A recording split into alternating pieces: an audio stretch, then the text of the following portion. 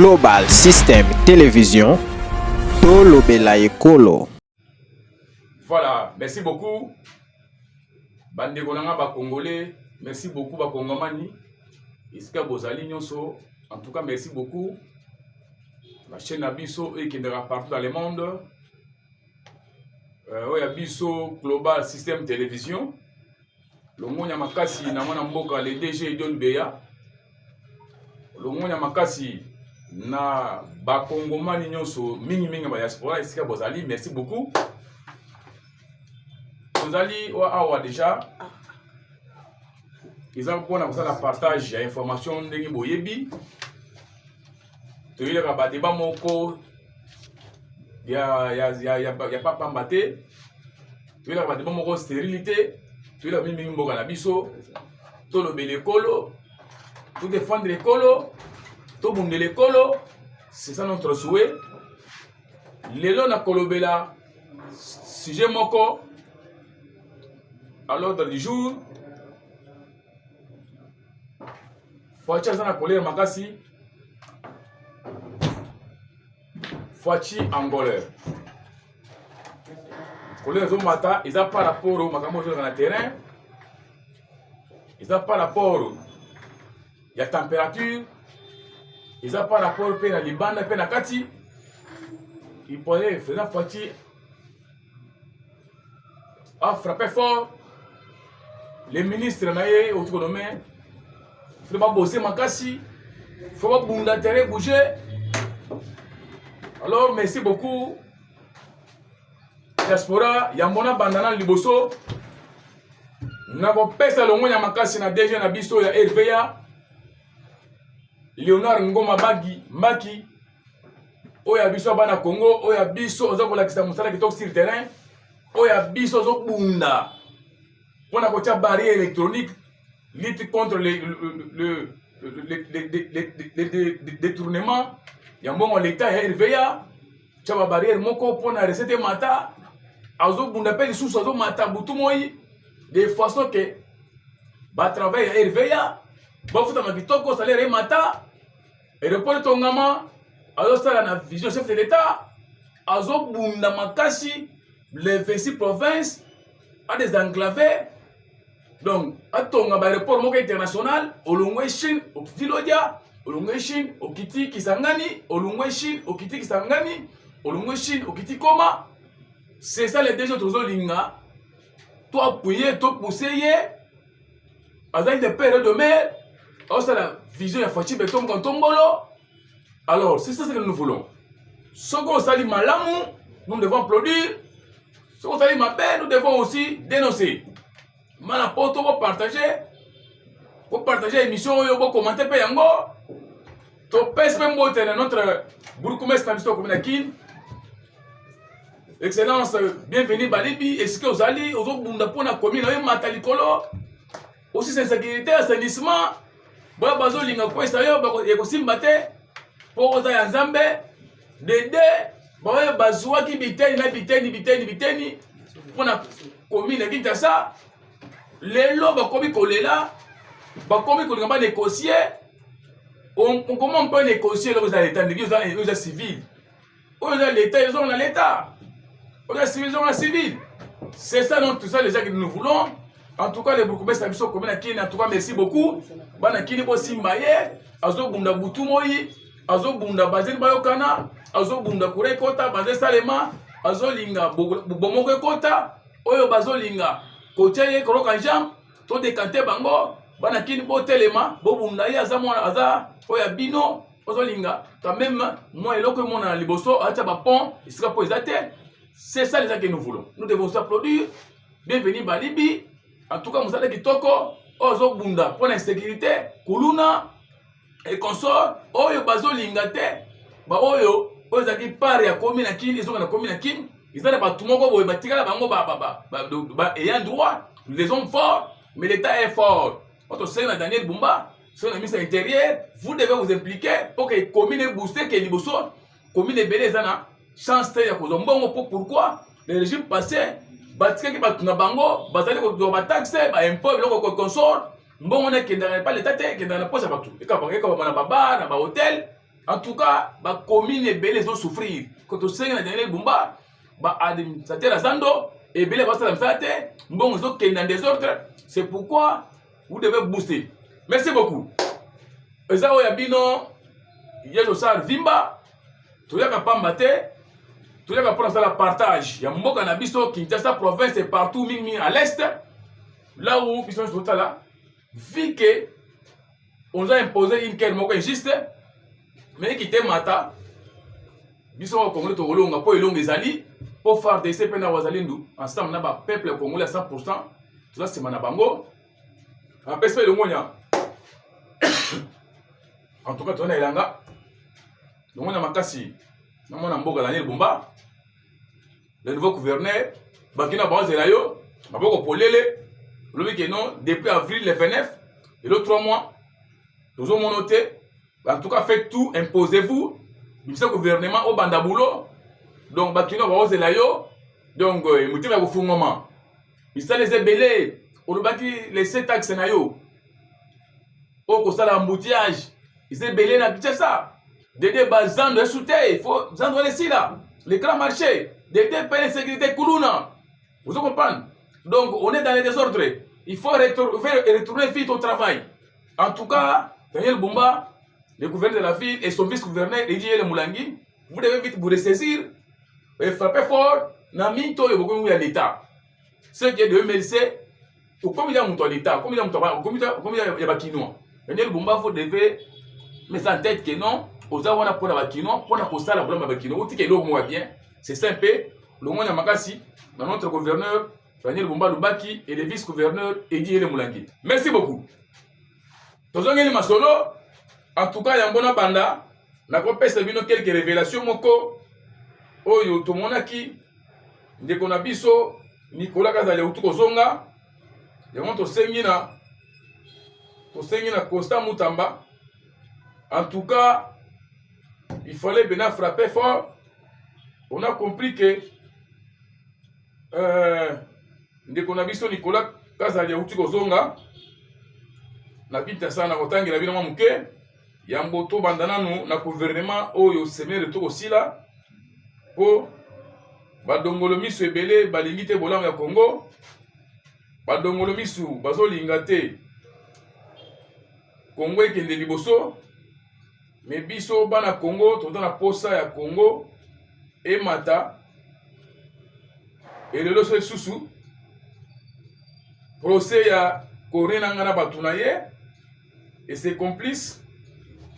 Procès Corneille et Bandaki le 24 juillet 2024 et dans Andolo Dengi Bozawana Bozala calme n'attendez bino quelques réalités au Salemi déjà parce que Constant Mutamba quand même il fait quelque chose au Tolingue Salema à travailler quelqu'un félicité à bouger de gauche à droite.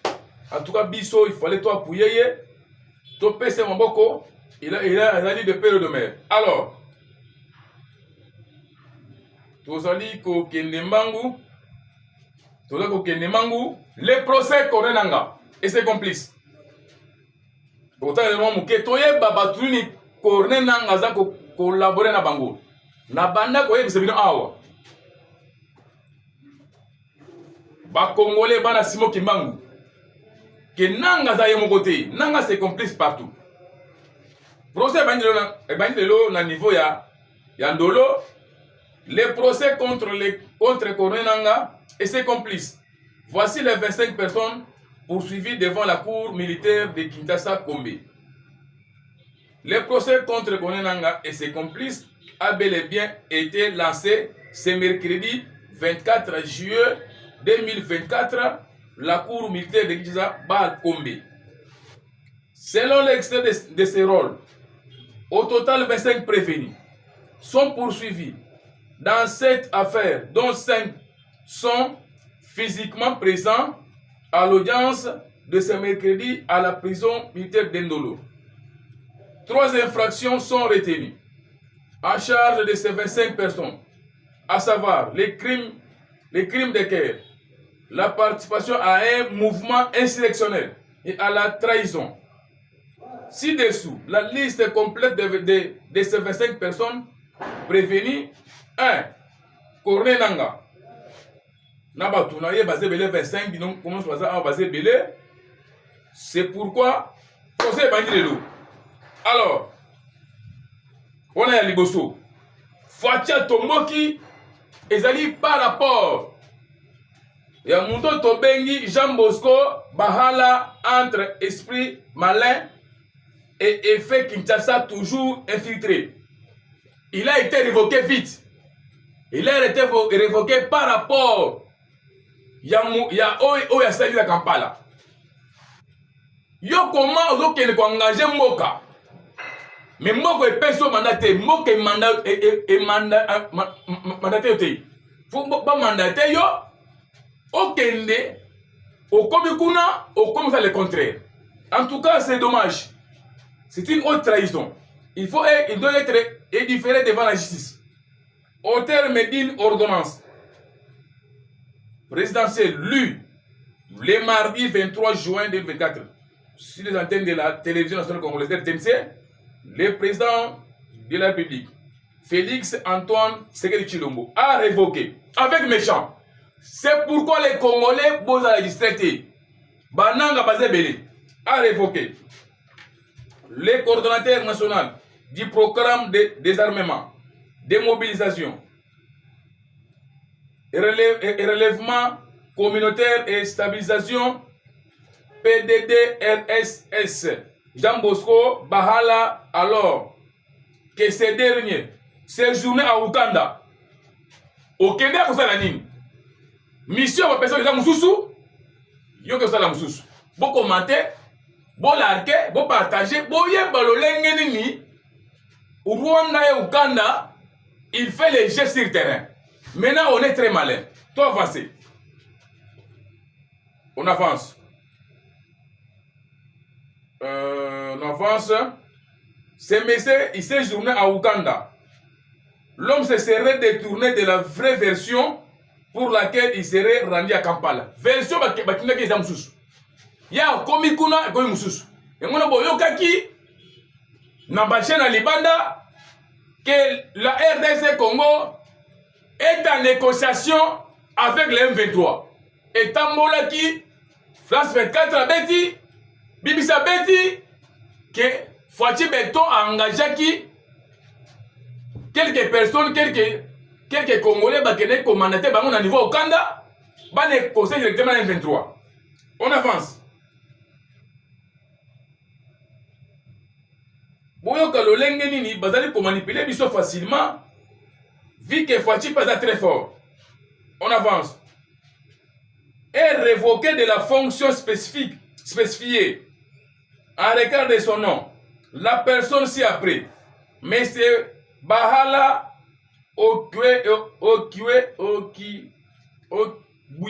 Bale Luchele, Jean Bosco, coordinateur national du programme de désarmement, démobilisation, relèvement communautaire et stabilisation, peut-on lire dans l'ordonnance lue par Tina Salama, le porte-parole du président de la République. Sans aucun autre détail. Quant à ces, en effet, tout a été parlé d'informations et relayé dans les médias et sur les réseaux sociaux, annonçant des pourparlers à Kampala, Ouganda, entre la délégation de la République démocratique du Congo, dirigée par le coordonnateur du PDDRSC, Jean Bosco Bahala, et celle de la rébellion de l'AFC, composée de 4 personnes, selon cette presse. Ces pourparlers seraient organisés à l'initiative du président ougandais Yoweri Museveni.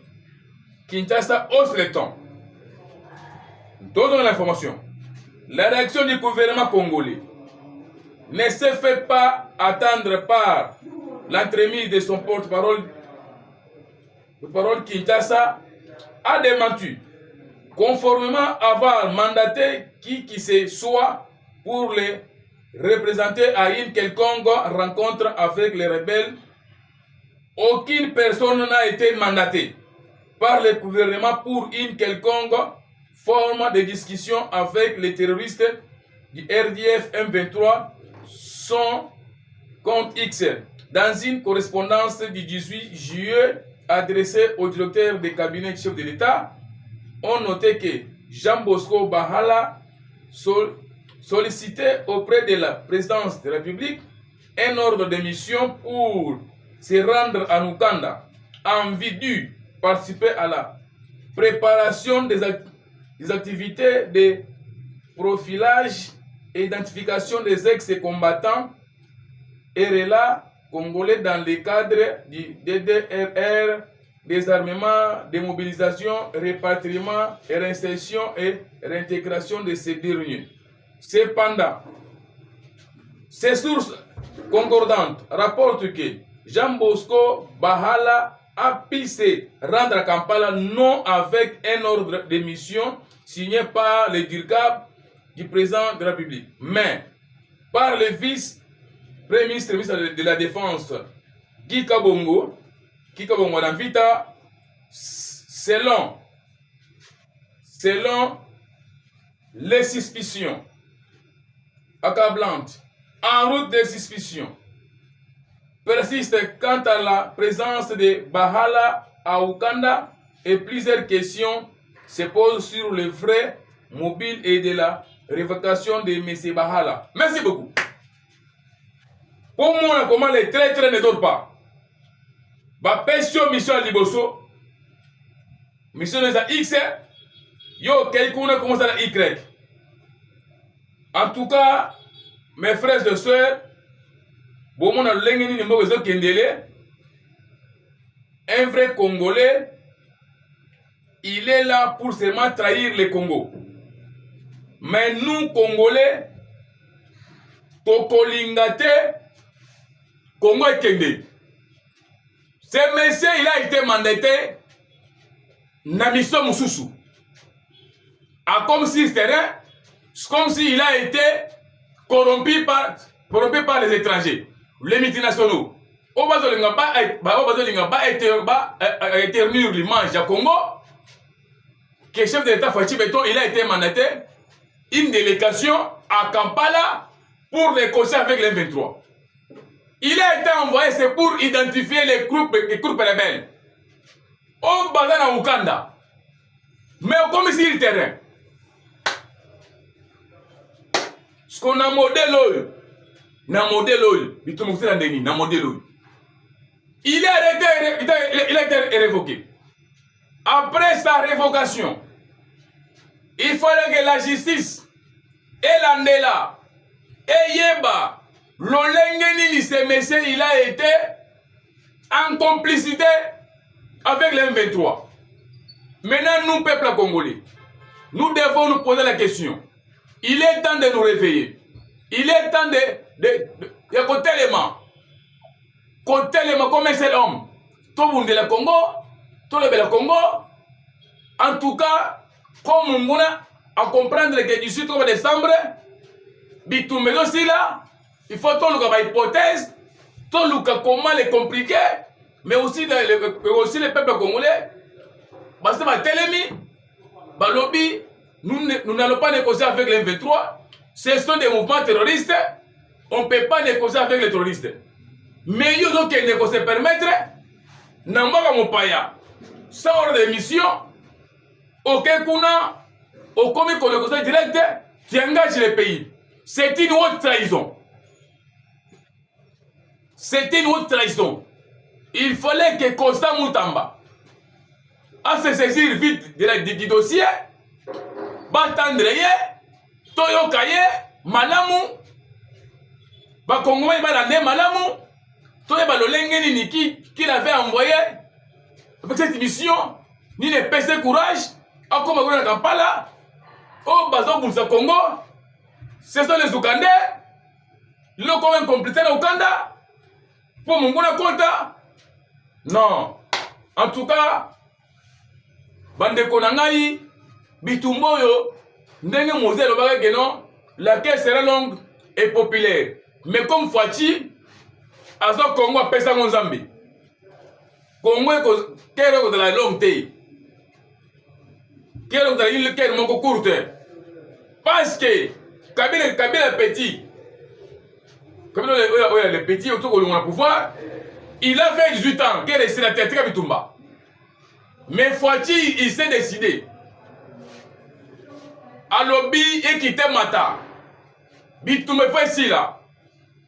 Pour te dire que cause c'est une cause juste. Nous imposée par les multinationaux, les Américains, les Européens. Biso RD Congo, Toko Boulana au Canada n'a rien été. Parce que ce sont des petits pays. Mais comme ils sont tenus par les multinationaux, les mafieux, les Américains, les Européens, Bazo Lingate qui me compte, imposer une trêve humanitaire. Maintenant, les rebelles commencent maintenant à piller nos richesses, commencent maintenant à piller systématiquement nos richesses pour en profiter. C'est pourquoi on a saigné, on a chef de l'État, en tant que peuple naïo, en tant que peuple congolais, j'ai le droit de dire un mot dans ce pays. C'est mon pays. Il faut prendre des mesures idoines pour y mettre fin. Na saigné pe sous na maman, la première ministre, en tout cas comme séminaire de tout aussi là, on y a ministre, à désobéir.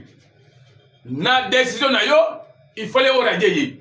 Ce qu'on radier, vite, il fallait juste étendre. Pour exemple, trahison. Comment on numéro dans la ministre de la République, mais tu ne fais pas le travail. Au Lali, tu fais les jets de l'ennemi, au lieu de booster, dans le secteur maillot, tout le monde implique, tu commences à faire nous embrouiller. On fait les théâtres. Il y a un constat Moutamba. En tout cas, ton personne le monde makasi, aux autres dans le terrain, ton sengil sous comme procès en angle bandit de l'eau, Dédé, procès paye à Netourne de Nabiso, Nicolas Kazadi, Oya Kimaki, Azon la Kinshasa, il faut vite se dire, Toyo Kaye Lampadaire, Magambia Forage, IGF, voilà qu'elle va prier à Biloko. Des milliards détournés par les individus. Ma exalté, Kouré exalté, Congolais bandolé là, on est tourné au Congo, ok, vous avez fait la poto, pour na Congo, on est là exalté. Mais bon, il y a Miawa, Bukamola on perd au Congo, et comme je l'ai collé en haut, que nous comptons la poto. Donc, on a voté la poto, on a Congo au Télésaté. Les Congolais, vous devez vous réveiller. Lampadaire et forage, au Tchikozonga, Tosengi na Constant Moutamba. Vous devez faire un effort. Au Tika Histoire, on est devant un pays agressé par les ennemis. Il fallait côté les Makome comme Mobali, comme Nengo Telemiwana. Bakoko na yo, baba Congolais de père de mère, bakobundro bitumba. Pour bitumbo yo, et dans l'aspect belé. Mais comme on a sali bloc, azo lingate bola me monana, mais comme nous, tous ali bona, ko veiller pour la bateau, je pense à la bola pour la Congo, to retire pe yangote, pour to na posa, bateau ba kwede fati, ba défi yo dans intérêt quand même, et ils ont quand même une solution. C'est pourquoi, très vite, procès, il y a Nicolas Kazadi, to la ndaye en direct, to yeba traçabilité à Mbongo. Mbongo imagi nini, Mbongo il s'est nini pour ozo lampadaire, na prix nini, ba forage, na prix nini, ba inspecteur, ba qui est dans le terrain, ba yeba quelle maison, on va connaître ça ba commande, les inspecteurs. Ba paye ba maison on a bien même Liban même awa toye balolenge nini ils ont fait cette traçabilité. C'est pourquoi to sengina justice congolaise, en tout cas il fallait pencher sur ces dossiers. C'est un dossier de crime contre crime économique. ba piller Congo parce que ba Congolais ba tire la distraction ba Congolais ba olala yango na bazo yiba mongo Congo en désordre moyen Congo la ndelate mais comme Fatia Telemi a ben ici gouvernement dans un séminaire de renforcement des capacités pour tout le monde de banda que c'est que vous mettez en place mouvement des capacité vous devez booster bon bunda bon téléma pour que dans tel secteur tout le monde moins plus tel secteur moins plus d'ici tout comme décembre quand même on est agressé par les pays voisins. Ce n'est pas les pays voisins mais ils profitent na faiblesse au yabiso moko. Parce que vous devez comprendre que j'ai les ennemis na mboka wana. C'est pourquoi Moni Lelo procès Nange Bandi.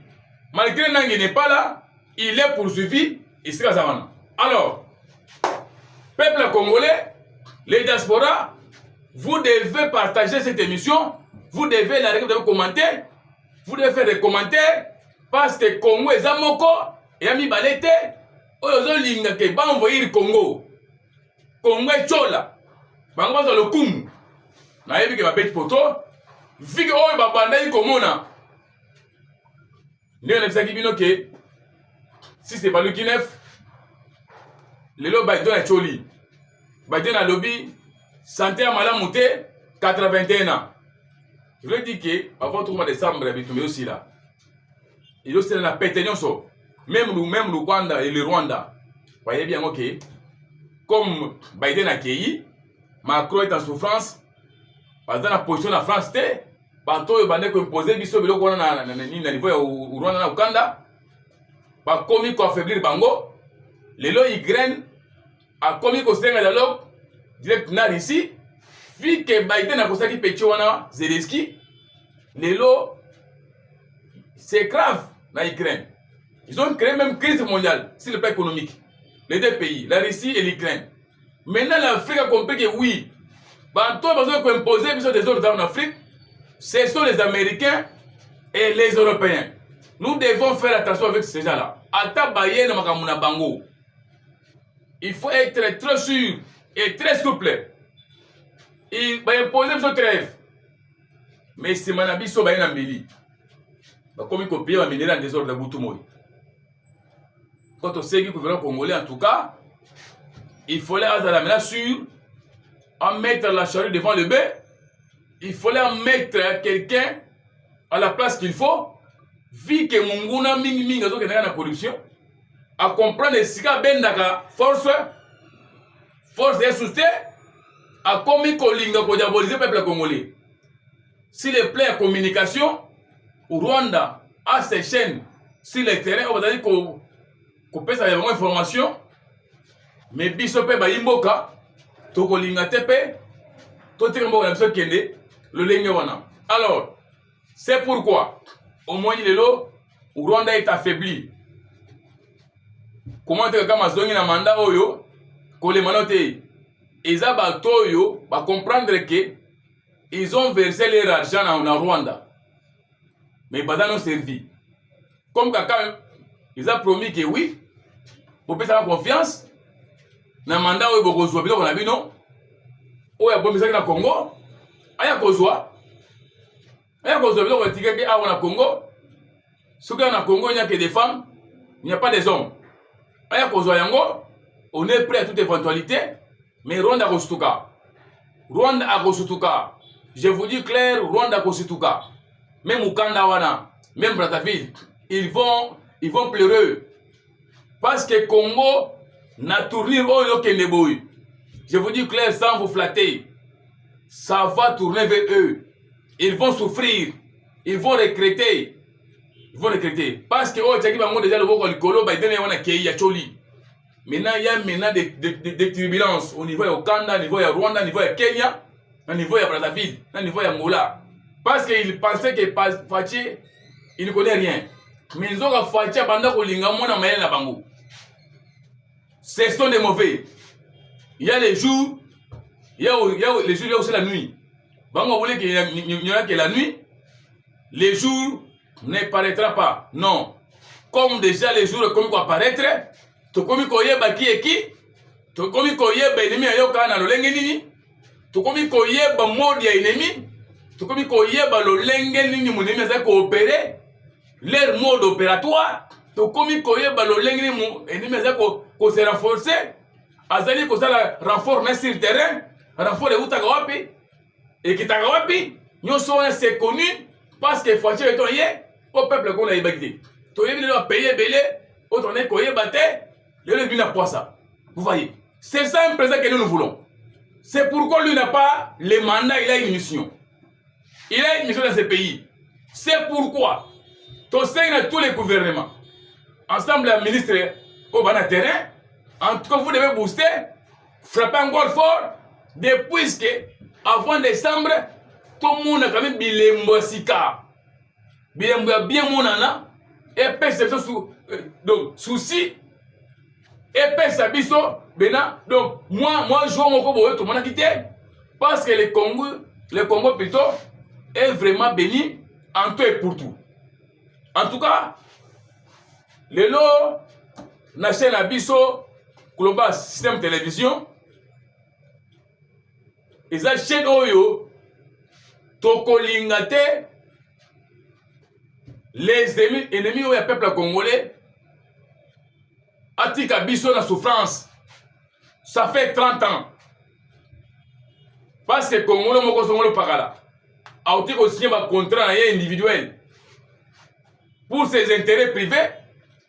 Atika biso na passe à bouille. Au bunda boy vous devez négocier. Au sala vous devez négocier. Négocier avec les terroristes. Est-ce qu'on risque qu'on peut négocier avec les terroristes? Jamais.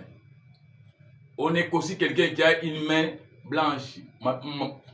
On laisse maquillate. Au yébi qui n'a pas négocié c'est une non-sens. On négocie, on avance, on trouve une solution. Mais oh yo allez impliquer dans ma Congo. Vous allez impliquer dans ma Est. Ayeba que trop tard, il sera devant la barre. Comme tout le monde, quand même implique dans le côté de l'exercice. Constant Moutamba, il fait un effort. Des fils qui existent, cet élément. Nous devons applaudir. C'est ce que nous voulons. Ce n'est pas vous en nommer ministre au foyer de bureau. Tu ne fais rien. Jamais. Des DP procès Nicolas il faut sont rapide. Toye ba traçabilité mbongo c'est le ndenge nini. Ba to ba le mbongo lokola nguba. Forage ye toye bana forage nan. Toye ba lampadaire. Yango ne komi ko bana butu. Ba batterie pola. Et puis la soudité. Biloko moko kaka congolais motema boy vraiment congolais c'est congolais ya modèle ya utawa vraiment.